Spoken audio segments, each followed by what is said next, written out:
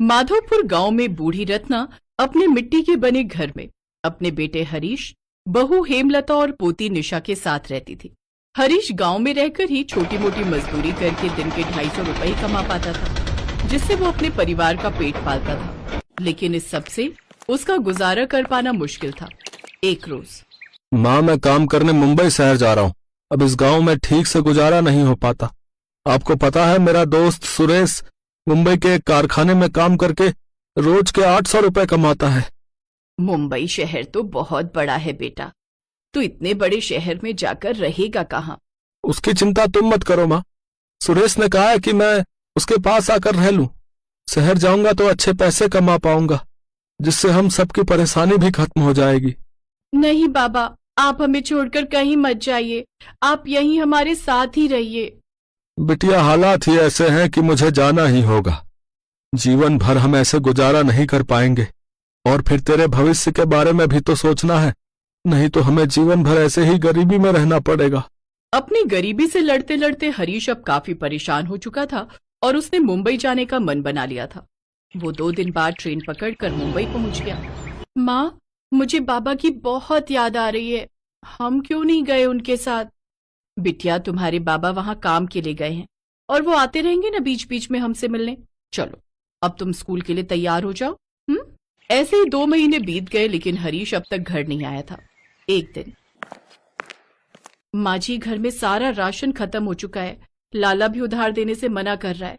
शहर से उनकी भी कोई खबर नहीं आई।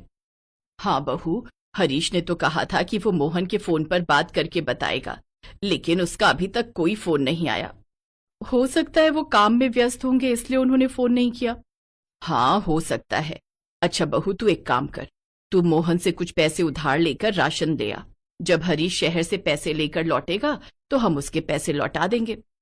हेमलता हरीश के दोस्त मोहन से कुछ पैसे उधार लेती है और उससे राशन ले आती है। उसके बाद सब हर दिन हरीश का इंतजार करने लगे। ऐसे ही 1 महीना और बीत गया, लेकिन हरीश की कोई खबर नहीं आई। हेमलता को अब हरीश की चिंता सताने लगी।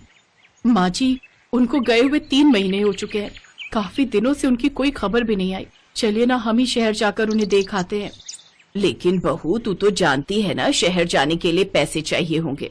मेरे पास सोने की अंगूठी रखी है जो शादी में मिली थी, हम उसी को बेचकर शहर चले जाएंगे। हेमलता अपनी सोने की अंगूठी बेचकर सबके साथ शहर चली जाती है, लेकिन मुंबई शहर उनके लिए एकदम अनजान था। तभी वो तीनों जुहू बीच पे पहुंचती हैं, जहां कई सारी खाने पीने की दुकान और भी तरह तरह की दुकानें थी। माँ, बहुत भूख लगी है, वो देखो सामने चाट वाला है, मुझे चाट खानी है। माँ, ये चाट की प्लेट कितने की है भैया जी? 50 रुपए। क्या, इतनी महंगी? लेकिन अपने गांव में 10 रुपए की प्लेट मिल जाती है चाट की। अरे अम्मा, वो गांव है और ये शहर, और जिस शहर में आप खड़े हो ना, वो मुंबई शहर है। गांव में और शहर में बहुत फर्क होता है। लेकिन माँ, मुझे चाट खानी है। माँ जी, 1 प्लेट ले लेते हैं, उसी में से सब थोड़ा थोड़ा खा लेंगे। हेमलता 1 प्लेट ले लेती है, जिसमें से वो सब थोड़ा थोड़ा खाते हैं। छी, कितनी बेकार चाट है, ये तो बेकार में 50 रुपए फूके। ऐसी खराब चाट बेचकर लोगों को उल्लू बनाकर अच्छे खासे पैसे लूट रहा है ये। तीनों वहां से चले जाते हैं। फिर जैसे तैसे वो एक बूथ पर जाकर उस नंबर पर फोन मिलाते हैं, जिससे हरीश मोहन के फोन पर करता था। 3-4 बार बजने के बाद सुरेश से उनकी बात होती है। वो एक आदमी से उस जगह का पता पूछकर सुरेश को वहां बुलाते हैं। वहां पहुंचकर सुरेश उन्हें अपने कमरे पर ले जाता है, जहां हरीश नीचे जमीन पर लेटा हुआ था और उसका एक पैर कटा हुआ था। ये देख वो तीनों डर जाते हैं। हे भगवान, ये क्या हो गया आपके पैर को? बेटा, बेटा, ये सब कैसे हुआ? माँ, वो मैं यहाँ कारखाने में काम कर रहा था, तभी काम करते करते एक दिन मेरे साथ ये हादसा हो गया। आपके साथ इतना कुछ हो गया और आपने हमें बताया भी नहीं। कैसे बताता, मैं अपने परिवार पर बोझ नहीं बनना चाहता था, और इस पागल ने तो मुझे भी आप लोगों को कुछ बताने से मना किया था। ये तो आश्रम में जाने की बात कर रहा था। अब वो तो अच्छा हुआ जो आप लोग यहाँ पर आ गए। मेरे बच्चे, भला कोई अपने परिवार पर बोझ होता है क्या? मैं आप लोगों पर बोझ नहीं बनना चाहता था, इसलिए आश्रम में जाकर रहने की सोच रहा था।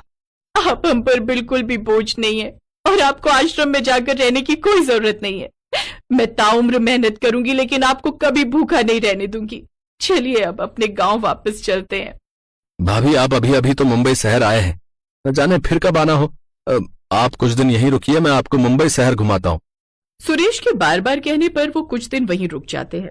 शाम को सुरेश चाट बनाने का सामान लाता है। हेमलता भाभी, आपको याद है आपने एक बार हरीश के जन्मदिन पर मुझे चाट बनाकर खिलाई थी। बड़ा मन है आपके हाथ की चाट खाने का, आप बना देंगी? हाँ हाँ, क्यों नहीं सुरेश भाई, ये भी कोई कहने की बात है। लाइए मैं बना देती हूँ चाट। हेमलता चाट बनाकर तैयार कर लेती है, जिसे खाते ही सब अपनी उंगलियां चाटने लगते हैं। वाह भाभी, ऐसी चाट खाने के लिए तो मैं कब से तरस रहा था, लेकिन सच कहूं तो ये उस दिन से भी बहुत अच्छी बनी है। हाँ सच में हेमलता, ये तो बड़ी ही स्वादिष्ट है। इसे कहते हैं चाट। चाट नहीं माँ जी, चटोरी चाट। बचपन में अपनी एक सहेली की माँ से सीखी थी। वाह वाह, ये है स्वादिष्ट चाट। और एक उस आदमी की चाट थी जो कहीं से भी खाने में चाट लग ही नहीं रही थी। कौन सी चाट माँ? रत्ना उन्हें उस 50 रुपए वाली चाट की बात बताती है। भाभी जी, मुंबई शहर तो चाट के लिए जाना जाता है। आप जुहू बीच पर अपनी चाट बनाकर बेचिए ना। आप तो इतनी अच्छी चाट बनाती हो, मुंबई शहर में आपकी चाट खूब बिकेगी। हाँ, आप अच्छी कमाई करोगी। लेकिन जिसके पास चाट का सामान खरीदने तक के भी पैसे ना हो, वो भला चाट की दुकान कैसे खोलेगा? उसकी चिंता आप मत कीजिए, मैं आपकी मदद करूंगा।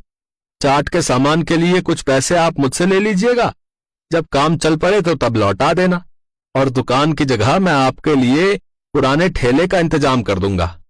हाँ हेमलता, यह सही कह रहा है। वैसे भी यहाँ के लोग बहुत चटोरे हैं, उन्हें तुम्हारी ये चाट जरूर पसंद आएगी।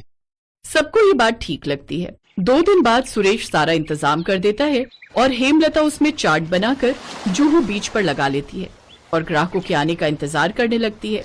चटोरी चाट का नाम पढ़कर ग्राहक उसके पास आने लगते हैं। चटोरी चाट? ये चाट का नाम तो पहली बार सुना है। जरा एक प्लेट देना। कितने की है ये प्लेट? जी 30 रुपए। कुछ ही देर में और लोग भी उसके पास आ जाते हैं। इतनी स्वादिष्ट चाट खाकर सभी ग्राहक हैरान रह जाते हैं। वाह, क्या लाजवाब स्वाद है इस चाट में। ऊपर से मुंबई शहर में इतने कम दाम में इतनी लाजवाब चाट। अमेजिंग। लेकिन तभी 2 पुलिस वाले वहां आ जाते हैं। चल हटा यहाँ से अपना ठेला, चल आगे निकल चल। इसी तरह कोई भी उन्हें ठेला लगाने ही नहीं देता। वो जहां भी जाते सब उन्हें अपनी दुकान के आगे से भगा देते। उन्होंने घर आकर ये बात सुरेश को बताई। ठेला लगाने के लिए यहाँ पुलिस वालों को कमीशन देना पड़ती है, और सभी दुकानदारों का कारोबार जमा हुआ है, इसीलिए वो किसी को भी यहाँ ठेला लगाने ही नहीं देते। फिर तो हमारे पास एक ही रास्ता है। रत्ना टोकरी उठाकर लाती है। अब से हम सास बहू इस पर अपनी चाट बेचेंगे।